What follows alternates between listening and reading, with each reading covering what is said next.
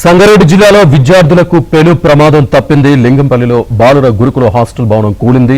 3 విద్యార్థులకు గాయాలయ్యాయి. అయితే ప్రమాదానికి ముందు భవనంలో 84 మంది విద్యార్థులు ఉన్నారు. విద్యార్థులు భోజనానికి వెళ్లడంతో పెను ప్రమాదం తప్పింది.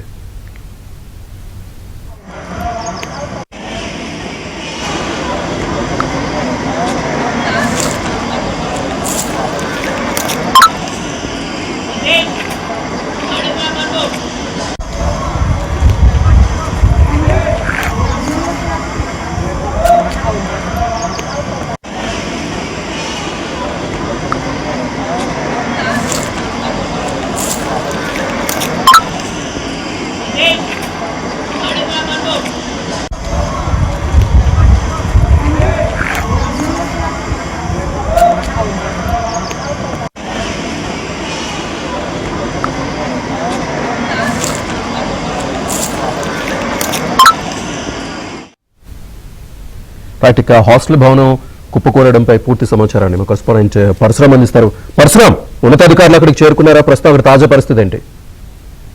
ఈరోజు లింగంపల్లి గురుకుల పాఠశాలలో నిర్వహించినటువంటి హాస్టల్ భవనం కుప్పకూలడంతో 3 విద్యార్థులు గాయపడ్డారు. వారిలో ఒకటి పరిస్థితి విషమంగా ఉంది.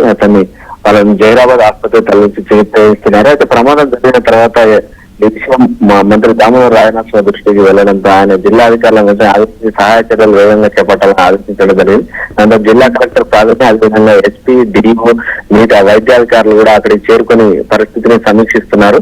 అయితే గత 40 ఏళ్ల క్రితం నిర్మించినటువంటి భవనం పూర్తిగా శిథిలావస్థలకు చేరినటువంటి పరిస్థితి ఉంది. చాలా ఏళ్ళు కూడా విద్యార్థులు తల్లిదండ్రులు కొడుతున్నప్పటికీ కూడా అధికారులు పట్టించుకోలేదని చెప్పి ఆరోపణలు ఉన్నాయి. ఈ నేపథ్యంలోనే ఈ రోజు ఆ భవనం కుప్పకూలింది. ఇటీవల వచ్చినటువంటి ఆ భారీ వర్షాలకు కూడా భవనం మరింతగా దెబ్బతింది. ఆ దెబ్బతిన్న నేపథ్యంలో ఈ రోజు మధ్యాహ్న సమయంలో ప్రమాదం జరిగింది కాబట్టి ఈ రోజు ఎవరు అక్కడ విద్యార్థులు లేరు. లేదంటే రాత్రి సమయం కానీ తరగతులు ముగిసిన తర్వాత అయితే విద్యార్థులంతా కూడా దాదాపుగా 100 మంది విద్యార్థుల వరకు అందులోనే ఉంటున్నటువంటి హాస్టల్లోనే ఉంటున్నటువంటి పరిస్థితి. ఊహకందని విధంగా ప్రమాదం జరిగి ఉండేదని చెప్పి తల్లిదండ్రులు వారి తీవ్రంగా ఆందోళన చెందినటువంటి పరిస్థితి. ప్రస్తుతం ఈ ప్రమాదంతో భయాందోళనకు గురైనటువంటి విద్యార్థులంతా కూడా వారి సామాగ్రి అంతా తీసుకొని ఇళ్లకు వెళ్లేందుకు ప్రయాణమయ్యారు. వాళ్ళంతా కూడా అక్కడి నుంచి బయలుదేరినటువంటి పరిస్థితి. ఇక్కడ మేము ఉండలేమని చెప్పి కూడా వాళ్ళందరూ వెళ్తుంటే అధికారులు కూడా కొంత వాళ్ళని సంబంధిస్తున్నప్పుడు కూడా వారెవరు కూడా అక్కడ ఉండేందుకు సిద్ధంగా లేరు. ఎందుకంటే ఎన్నోసార్లు చెప్పినప్పటికీ కూడా అక్కడ పరిస్థితి చెప్పినప్పటికీ కూడా ఎవరు పట్టించుకోలేదు. ఇటువంటి పరిస్థితుల్లో ఇటీవల కురిసినటువంటి వారం రోజుల వర్షాలకు కూడా ఎంతో ప్రమాదకర పరిస్థితులు కూడా అక్కడనే వాళ్ళని ఉంచడం జరిగింది. ఈ రోజు ఈ ప్రమాదంతో ఒక్కసారిగా విద్యా సంస్థల్లో ఉన్నటువంటి ఆ భవనాల పరిస్థితి ఎలా ఉందని చెప్పి ఈ ఘటన నిదర్శనంగా మనం చెప్పవచ్చు. ఆ విద్యార్థులందరూ కూడా ప్రత్యామ్నాయ ఏర్పాట్లు చేస్తామని చెప్పి అధికారులు చెబుతున్నటువంటి పరిస్థితులు. ప్రస్తుతం అక్కడ ఏదైతే ఆ భవనం పూర్తిగా నేలమట్టమైందో వాటి శిథిలాలను తొలగించే ప్రక్రియను అధికారులు చేపట్టడం జరిగింది. అయితే ఎవరు ఆ సమయంలో లేరు కాబట్టి ప్రాణాపాయం తప్పిందని చెప్పి చెప్తున్నటువంటి పరిస్థితి. Right Parashuram, thank you.